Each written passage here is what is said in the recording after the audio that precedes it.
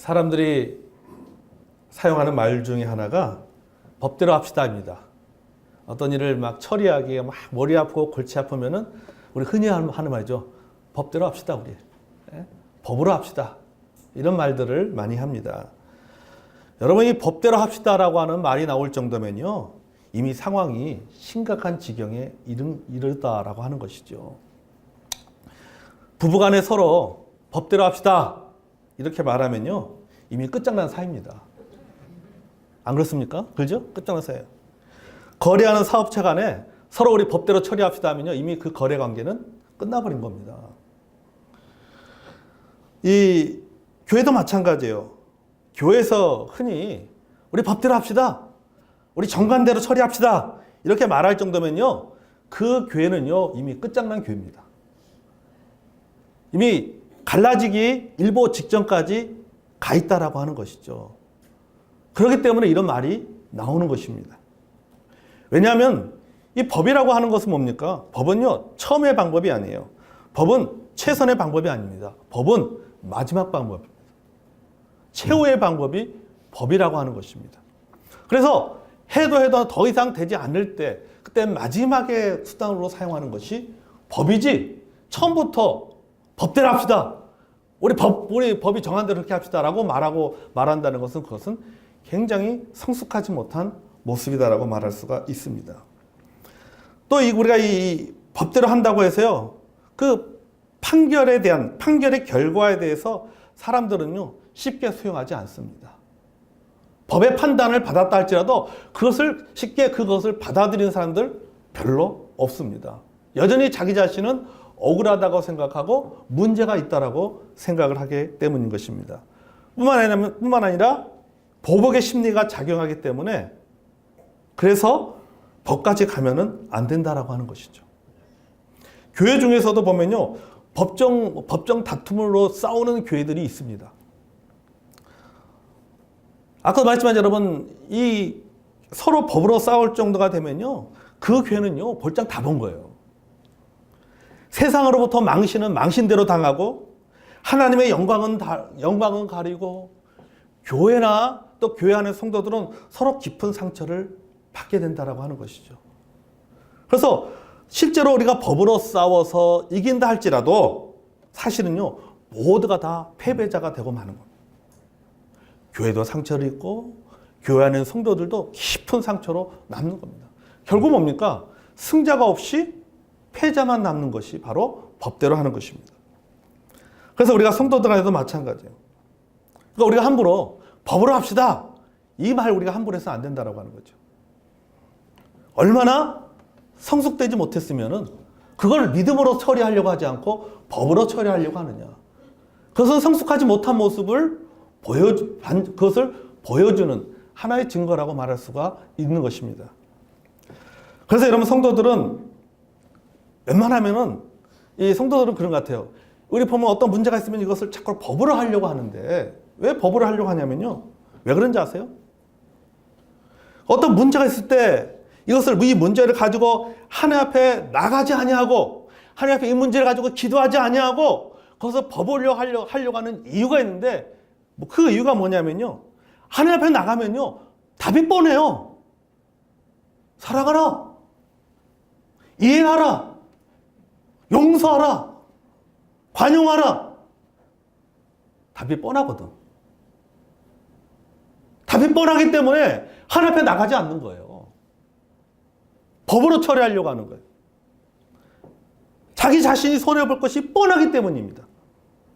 승소해서 자신이 옳았음을 세상에 알리고 자존심을 세우기 위해서 법으로 하려고 하는 거죠. 그래서 하나님 앞으로 나가지 않고 세상의 법정으로 가져나갑니다. 고린도 교회 성도들이 그랬어요.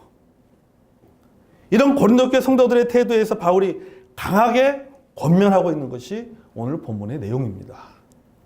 오늘 본문의 요지는 다음과 같아요. 첫째는 뭐냐면은, 성도들 사이에 어떤 문제가 생겼을 때 그것이 민사 문제든 생활 문제든 이해관계 문제든 간에 세상의 법정으로 가서는 안 된다. 둘째, 그런 문제를 어떻게 해결해야 되는가에 대한 대안 제시를 하고 있어요. 셋째, 피해자와 가해자의 태도에 대해서 말하고 있는 것이 고린도전서 6장 본문 전체의 내용입니다. 자, 1절을 보겠습니다. 너희 중에 누가 다른 이와 더불어 다툼이 있는데 구태여 불의한 자들 앞에서 고발하고 성도 앞에서 하지 아니하느냐. 자, 고린도 교회 안에 다툼이 일어났습니다. 여기에 이 다툼이라는 단어가 나오는데 이 다툼이라는 단어는 헬라어 원어에 따르면 법률적 용어입니다. 사건 또는 송사를 의미합니다. 그러니까는 교회 안에 서로 송사가 일어난 겁니다. 법적인 사건이 발생해서 그 법적인 문제가 발생한 것입니다. 자, 그럼 어떤 법적인 문제인가라고 하는 것이죠. 다툼이 일어났는데 이것이 어떤 그 법률적인 사건이 발생했다라고 하는데 그러면은 어떤 종류의 형태의 법률적인 문제인가, 어떤 법적인 사건인가라고 하는 것이죠. 형사적인 문제인가 아니면은 민사적인 문제인가라고 하는 것입니다. 우리가 크게 좀 생각해 본다면요. 3절에 이렇게 말하고 있죠. 우리가 천사를 판단할 것을 너희가 알지 못하냐. 그러하고는 하물며 세상 일이랴. 자, 여기에 세상 일이다라고 하는 표현이 있습니다. 헬라어로는 비오티카라고 하는 단어예요. 언어에 보면 이 세상 일이 비오티카라고 하는 단어입니다. 우리말로 번역하면 일반적인 문제라는 뜻이에요. 일반적인 문제. 굳이 법적으로 표현한다면 민사소송입니다.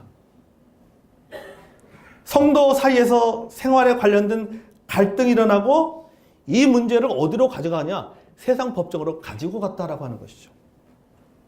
그러니까 고린도 교회 성도들 간의 이해 충돌의 문제 또는 민사 문제를 가지고 이것을 교회를 떠나서 법정으로 그것을 가지고 갔다라고 하는 것이죠. 그것에 대해서 바울이 이야기를 하고 있는 것입니다. 왜 바울이 너희들은 왜 이 문제를 가지고 세상의 법정으로 가지고 갔느냐 이 말이에요.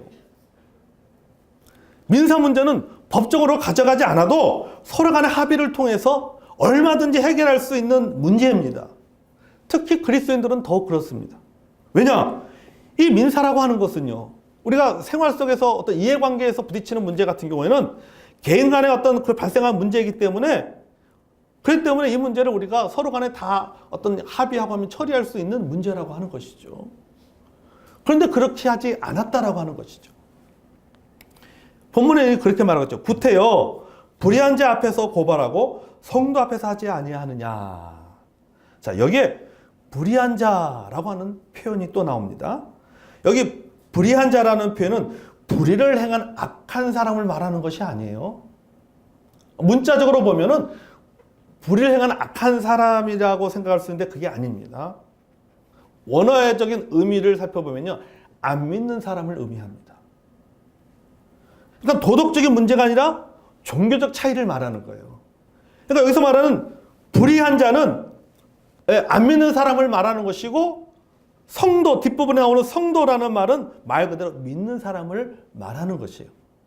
그러니까는 이 민사적인 문제에 있어서, 이해 충돌의 문제에 있어서 안 믿는 사람과 믿는 사람, 불신자와 신자의 차이가 무엇인가를 말해주고 있는 것입니다.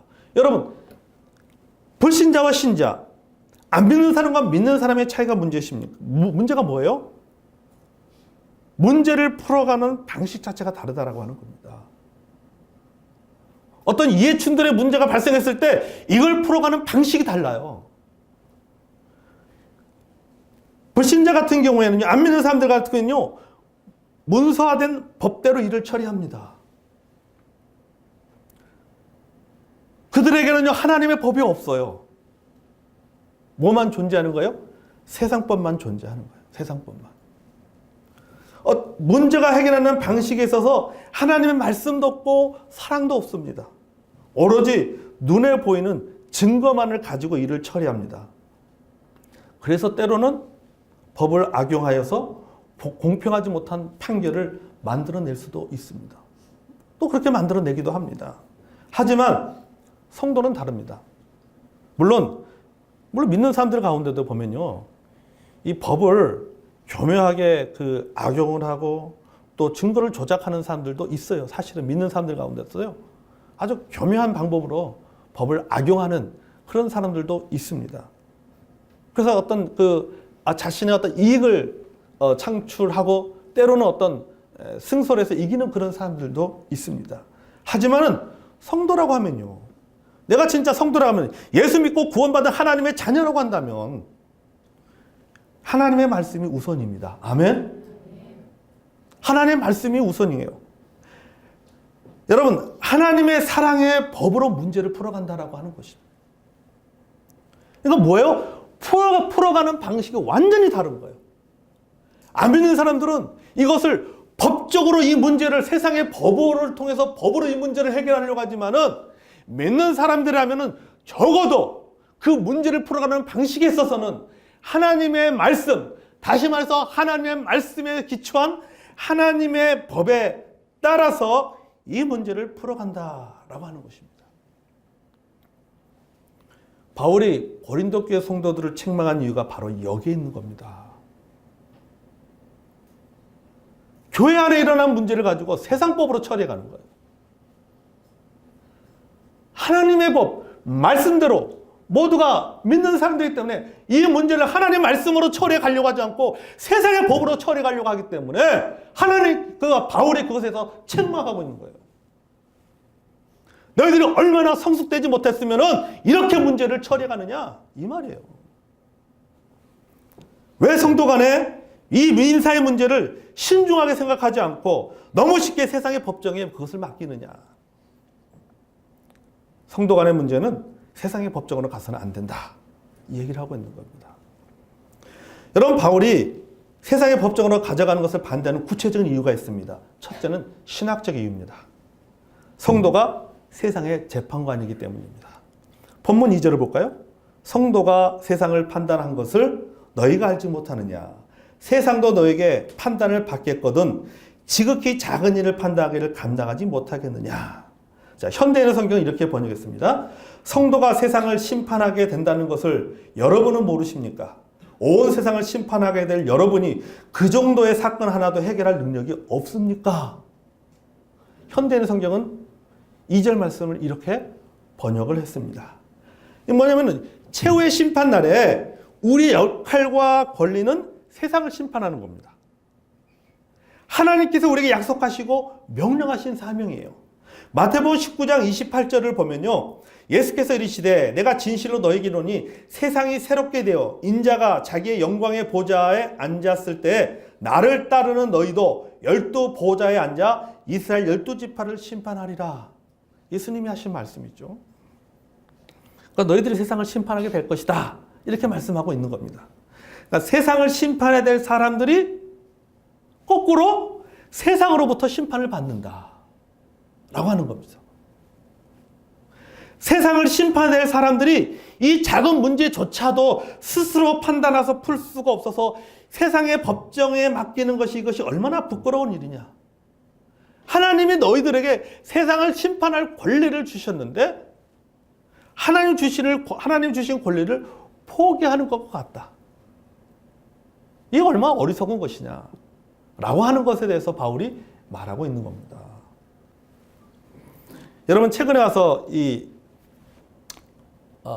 문재인 정부가 들어서서 사법농단이라는 이름으로 전직 대법원장, 그 다음에 또 법관들이 재판을 받습니다.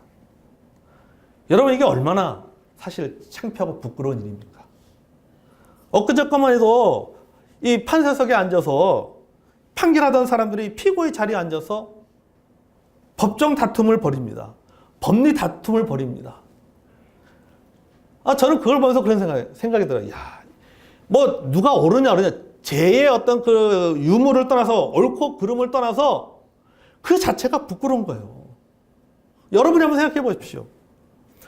내가 엊그저께만 해도 판결 내리는 판사였는데 이제는 피고석에 앉아있다고 생각해 보십시오. 나중에 어떤 그런 법정의 결과가 밝혀지겠지만은 그 자리에 앉아있다는 그 자체만 가지고도 그 본인은 그것이 엄청나게 자존심 상하는 겁니다. 엄청 부끄러운 거예요. 고린도교회 성도들이 그거 같다는 말입니다. 바울이 말하는 말이 그예요. 너희들이 그 자리에 앉아있는 그 자체만 가지고도 너희들은 그것이 부끄러운 것이다.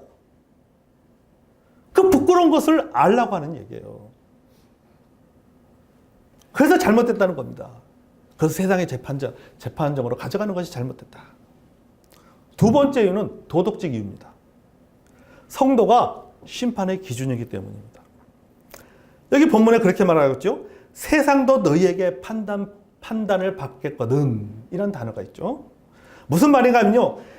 세상의 심판 받을 때 그 기준이 누가 기준이 되느냐라고 하는 거예요. 누군가 하면 성도라는 말이에요. 성도가 기준이 된다. 세상은 성도를 표준화해서 심판받는다는 겁니다. 그러니까 우리가 기준이라고 하는 겁니다. 우리의 삶의 기준이라는 거예요. 우리의 삶의 기준. 자로 말하면 우리가 뭡니까? 우리가 잣대예요. 30cm 막대자예요, 막대자. 너희들이 30cm 막대자고 너희라고 하는 그 그리스도라는 30cm 막대자로 다른 사람에게 몇 cm인가, 뭐 5cm인가, 10cm인가, 20cm인가 판단을 하는 건데 그 자체가 뭐가 없어진 거예요? 30cm 막대자 자체가 없어져 버린 거예요. 뭐가 기준이 없어져 버린 거예요, 기준이 없어진 거예요. 성도를 표준으로 심판을 받는데 문제를 풀어가는 방식에 있어서도 세상의 법이 기준이 아니라 모든 문제를 하나님의 법으로 처리해가는 우리의 방식이 기준이 되는데 그리스도인의 방식이 기준이 되는데 그 기준은 뭡니까? 버려버린 거죠. 그것에 대해서 좀 책망하고 있는 겁니다. 그게 잘못됐다는 거죠. 여러분, 하나님의 법이 무엇입니까? 하나님의 법의 기본은 사랑입니다. 아멘? 사랑이에요. 사랑이 법입니다. 하나님을 사랑하고 이웃을 사랑하는 것이 하나님의 법입니다. 그러므로 우리는 하나님의 법을 지켜야 됩니다. 아멘? 법대로 하자면 누구의 법대로 해야 되는 거예요? 하나님의 법대로 해야 됩니다. 아멘? 이것이 기준이에요. 하나님의 이 기준에 따라서 심판한다는 말입니다. 셋째는 뭐냐면 신앙적 이유입니다. 성도에게 충분한 판단의 능력이 있기 때문이에요. 어떤 문제가 발생했을 때 이 문제를 가지고 충분히 판단할 능력이 성도들에게는 있다라고 하는 겁니다. 여기 본문에 보면요. 지극히 작은 일을 판단하기를 감당하지 못하겠느냐. 이 말은 뭐냐면 너희들에게는 이것이 큰 일인지 작은 일인지를 판단할 수 있는 능력을 충분히 가지고 있다라는 그런 의미입니다. 큰 일을 심판하게 될 사람들이 왜 작은 일을 심판하지 못하느냐라고 하는 거죠. 너희들에게는 그것이 충분한 능력이 있다. 너희들은 문제를 풀어가는 방법도 알고 있고 어떤 그 해답도 알고 있다는 말이에요. 이 문제를 어떻게 풀어가야 되는지에 대해서 너희들은 이미 너무나도 잘 알고 있다라고 하는 것이죠. 그렇잖아요, 여러분. 여러분, 성도 간에 이해 충돌이 생겼을 때 어떻게 해결하는 것이 옳습니까? 하나님의 원하시는 방법이 무엇인지, 성도 간에 덕을 세우는 것이 무엇인지를 잘 알고 있습니다. 또 성령께서 가르쳐 주십니다. 기도하면 얼마든지 기도하면 알게 되는 거예요. 기도하면 문제를 해결할 방법이 보입니다.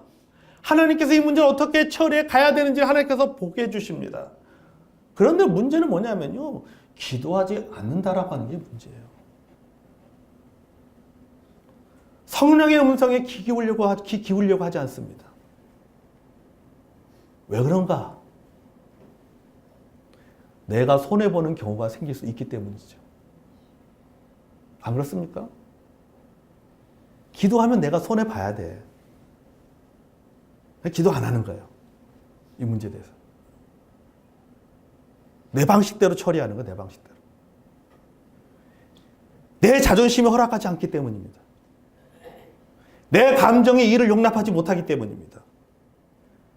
물론 우리가 이런 일을 당하면 감정적으로 힘들어질 수 있습니다. 속이 상하죠. 그렇다고 해서 우리가 이런 문제를요, 세상의 방식으로 문제를 풀어가서는 안 됩니다. 아멘? 여러분, 우리는 뭡니까? 우리의 삶의 기준은 뭐예요? 우리는 하나님의 말씀이잖아요. 그럼 하나님 말씀대로 풀어가야지. 어떤 거는 하나님 말씀대로 적용하고 어떤 거는 살짝 말씀 치워버리고 내 방식대로 처리해가면 이게 아니죠.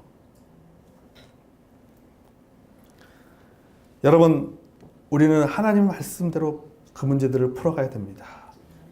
그렇지 않고 우리가 세상의 방식대로 우리가 문제를 풀어가면 안 됩니다. 왜 그런지 아세요? 하나님의 영광이 가리기 때문에. 교회 이미지가 실축됩니다.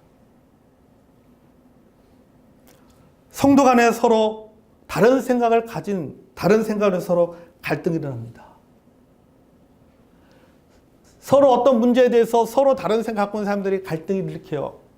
자, 갈등이라면 이 갈등으로만 끝나는 것이 아닙니다. 이게 희한하게요. 이게 찬성파와 반대파로 모여요. 이게 둘 간의 문제가 두 사람 간의 문제로 끝나면은 어떻든 간에 두 사람의 갈등으로만 끝나면 이게 또 이게 다행인데 이게 아니라 이게 소위 말해서 두 파로 나누어집니다. 두 파로. 찬성파와 반대파로 나눠지는 거예요. 그것도 거기서 끝나냐? 이게 더 한 단계 확산되지면 어떨까? 결국은 그것이 교회 공동체 전체에 분열을 일으키는 문제로 발전하게 되기 때문이라는 사실입니다. 아멘. 자, 여러분 이런 일이 생기면요. 이것을 아주 즐거운 마음으로 즐겁게 보는 사람들이 있습니다. 교회 문제가 일어나면요. 교회 안에 성도 간에 어떤 문제가 일어나면 이걸 아주 즐겁게 보는 사람들이 있어요. 바로 믿지 않는 사람들하고요, 여러분. 사탄입니다. 그들은요, 이 일을 기사화합니다. 크게 만들어버리는 거죠. 언론을 통해서 크게 만들어버리고 작은 일도 부풀려서 크게 외칩니다. 그렇기 때문에 여러분 우리가 신중하게 생각해야 된다는 거죠. 그 사람들에게 중요한 것은요. 옳고 그름이 아니에요. 시시비비에는 관심이 없어요. 뭡니까? 그 자체를 보고 즐기는 겁니다. 어떻게 하면서? 비판하면서. 교회 다녀도 다 저래. 교회 다녀도 다 저렇다니까. 즐기고 그래가지고 비판합니다. 누가 옳고 그름에는 관심이 없어요. 여러분 우리 한국교회 여러 가지 좀 어려움을 겪고 있는 어떤 문제가 돼서 어떤 세상의 언론에 노출돼가지고 이런저런 기사들이 되고 있는 교회들이 있습니다. 또 그런 어떤 믿는 사람들도 있어요. 그럼 우리 보면서 야 누가 옳으냐 그러냐 별로 관심이 없습니다. 별로 관심이 없고 그 자체를 가지고 그게 즐거운 거예요. 그 싸우는 거 보는 게 즐거운 거예요. 여러분 세상에서 제일 즐거운 게 뭡니까? 즐거운 구경 중 하나가 싸움 구경 아니에요? 보는 겁니다. 즐기는 겁니다. 그러면서 비판하면서 즐기는 거죠. 그렇기 때문에 뭡니까? 우리 믿는 사람들은 이런 문제에서 굉장히 신중하게 생각을 해야 된다는 사실입니다. 아멘? 신중하게. 4절을 보겠습니다. 그런즉 너희가 세상 사건이 있을 때 교회에서 경히 여김을 받는 자들을 세우느냐. 자, 이 말씀이 뭐냐? 자, 그러면 이 문제를 우리가 어떻게 처리해 가는 것이 옳으냐? 어떤 부분들을 조심해야 되느냐? 여기 교회에서 경히 여김을 받는 자라는 문장이 있죠. 여기 교회에서 경히 여김을 받는 자라는 것은요. 믿음이 어린 자를 말하는 겁니다. 믿음이 성숙하지 못한 사람. 이 말은 그 사람이 법적인 지식이 있고 법적인 능력이 있고 그 사람이 판사고 변호사고 검사고 사회에서 법을 배운 자를 할지라도 믿음이 어린 사람들에게 이런 문제 해결책을 맡겨서는 안 된다는 뜻이에요. 왜냐? 왜 그럴 것 같아요? 그들은 이것을 하나님의 법으로 처리하지 않습니다. 자기가 알고 있는 세상의 법으로 이 문제를 처리해 갑니다. 그렇기 때문에 본문이 말하고 있는 거예요. 교회에서 경히 여김 받는 자를 이 문제를 판결하는 자로 세워서는 안 된다. 이렇게 말하고 있는 거예요. 그럼 어떤 사람을 세워야 되는 거예요? 믿음이 성숙되어진 사람이 이 문제를 해결해 가야 된다. 믿음이 성숙한 모든 사람들 믿음으로 존경받는 사람이 이 일에 있어서 중재자가 되어야 된다. 이걸 말하고 있는 것입니다. 여러분, 이 성도 간의 문제는요, 법의 문제가 아닙니다. 신앙의 문제.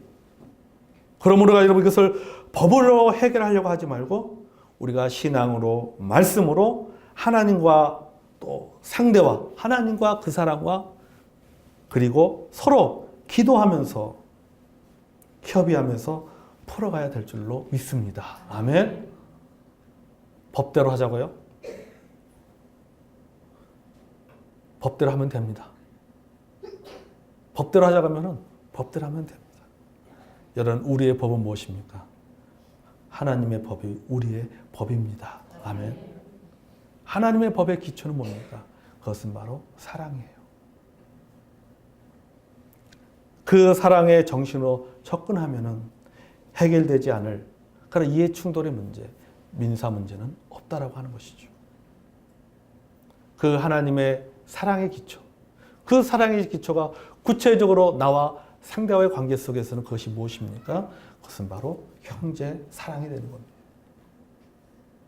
형제를 사랑하는 그 마음을 가지고 우리가 이런 문제들을 접근해서 풀어간다라고 하면은요, 이 문제는 오히려 비 온 뒤에 여러분 땅이 굳는 것처럼 더 하나님께 영광이 되어지고 성숙으로 나아가는 그런 발판이 될 줄로 믿습니다. 우리 에베소 4장 31절, 32절 말씀을 보겠습니다. 에베소서 4장 31절과 32절.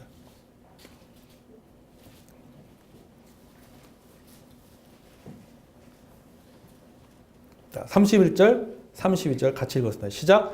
너희는 모든 악독과 노함과 분냉과 떠드는 것과 비방하는 것을 모든 악의와 함께 버리고 서로 친절하게 하며 불쌍히 여기며 서로 용서하기를 하나님이 그리스도 안에서 너희를 용서하심과 같이 하라. 아멘. 여러분, 이 말씀이 뭡니까? 이 말씀이 하나님의 사랑의 법 아니에요. 그렇죠? 이 말씀을 원리로 삼아서 문제를 풀어나간다고 생각해 보십시오. 오히려 여러분, 문제는 쉽게 풀립니다. 서로가 상처받지 아니하고 오히려 서로가 그리스도 안에서 더 끈끈한 사랑으로 하나가 될 수 있는, 또 좋은 결과를 만들어낼 수 있는 그런 결과를 이루게 될 줄로 믿습니다. 아멘. 함부로 법대로 합시다라고 말하지 마십시오.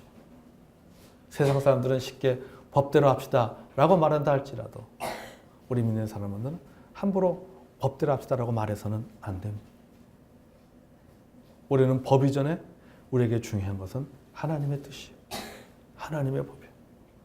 하나님 앞에 기도해야 돼요. 기도하고 하나님이 원하시는 거죠. 저는 분명한 확신이 있어요. 우리가 기도하면요, 하나님께서 문제를 해결할 수 있는 지혜를 주십니다. 아멘. 문제를 우리가 기도하지 않기 때문에 보이지가 않는 거예요. 기도하지 않기 때문에 보이지 않고, 기도하지 않기 때문에 그때는 신앙이고 뭐가 없이 감정부터 먼저 부딪히는 겁니다. 그래서 그 문제를 풀어나게 된다는 사실을 여러분 기억하시고, 하나님이 우리를 용서하신 것처럼 우리도 서로 용서하면서 또 형제의 사랑의 마음을 가지고 접근한다면은 이 법의 문제는 쉽게 풀어지게 될 줄로 믿습니다. 자, 오후에 계속 말씀을 나누도록 하겠습니다. 함께 우리 기도하겠습니다.